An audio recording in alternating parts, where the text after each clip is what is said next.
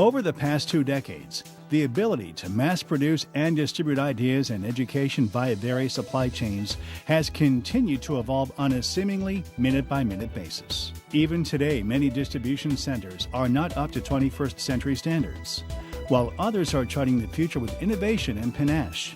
One unlikely trailblazer was the Pensacola Christian College, Abeka Books in Pensacola, Florida, home to a 142,000 square foot distribution center with a task of shipping out 5,000 to 6,000 books per day. This outwardly peaceful little college fostered a beehive of activity dedicated to distributing Christian educational materials.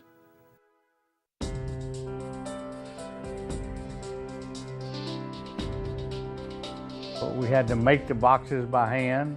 Then the people would have to insert the packages of books into the boxes. Then they would have to put the shipping labels, carton contents labels on by hand. A lot of times the line would be so inundated with packages coming down that we would get labels mixed up, causing problems such as the wrong packages, the wrong books going to the wrong customers.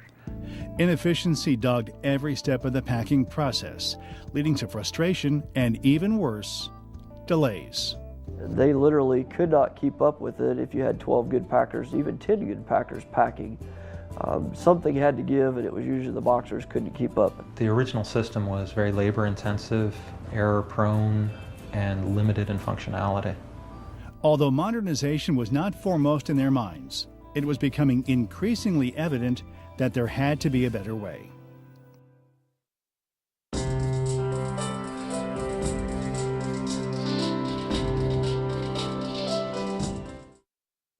So often it is said that necessity is the mother of invention.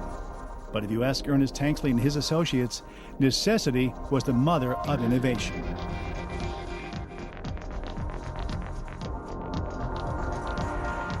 Ernest Tanksley and I had many discussions about how could we automate his picking and shipping and distribution center.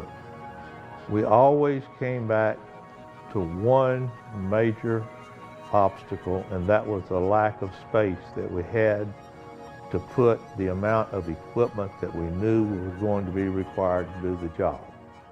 The problems were real, and they were immediate. There was little time to powwow, however. The demand for books continued to absorb every minute of all concern. But somehow amid the chaos, the frustrated Tanksley continued to insist that things had to change. And the sooner, the better. I've always told Trevin and Ernest and Neil, it was always just a matter of time. Lynn's confidence struck an immediate chord with Tanksley, and within a matter of months, he had put the team in action to initiate the system's initial design. Some of the earliest design issues that we ran into was just all kind of getting on the same page, getting a blueprint to look like what we wanted it to. Space configurations was a challenge. We had to go up rather than out or long ways, which necessitated having conveyors, over conveyors, transporting books and boxes above head level.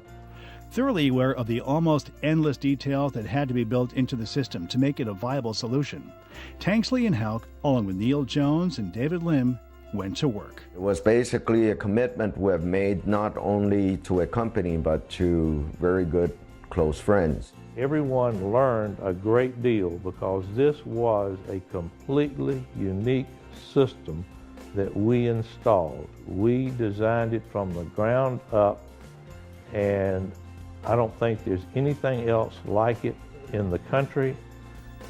It took about 3.5 years in design and development before the automated system was ready to be built.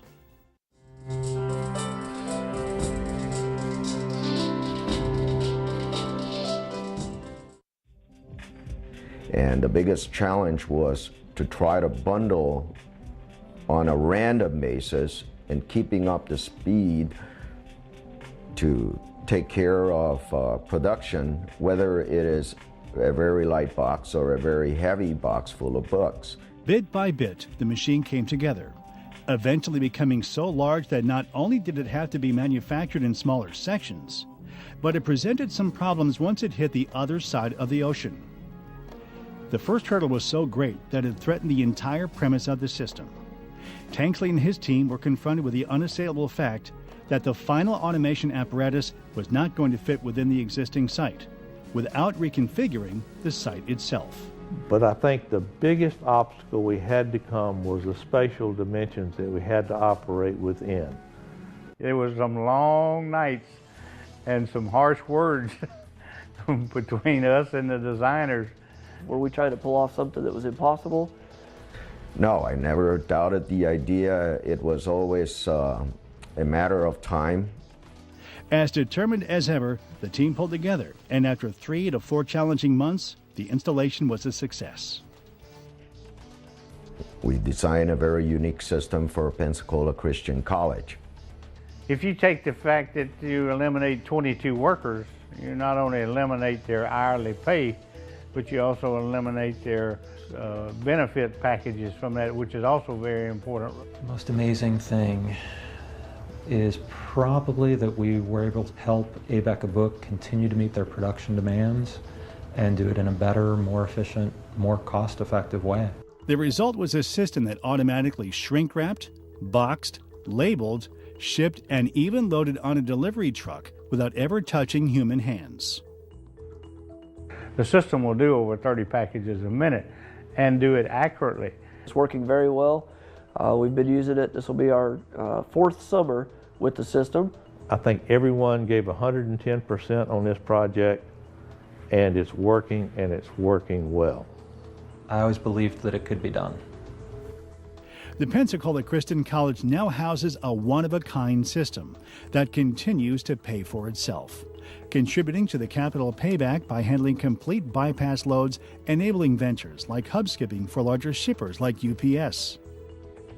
Abeka Book prides itself in the fact that we ship 99.9% accurate to our customers. And this system, once it was in place and properly working, only ensured that percentage to stay there.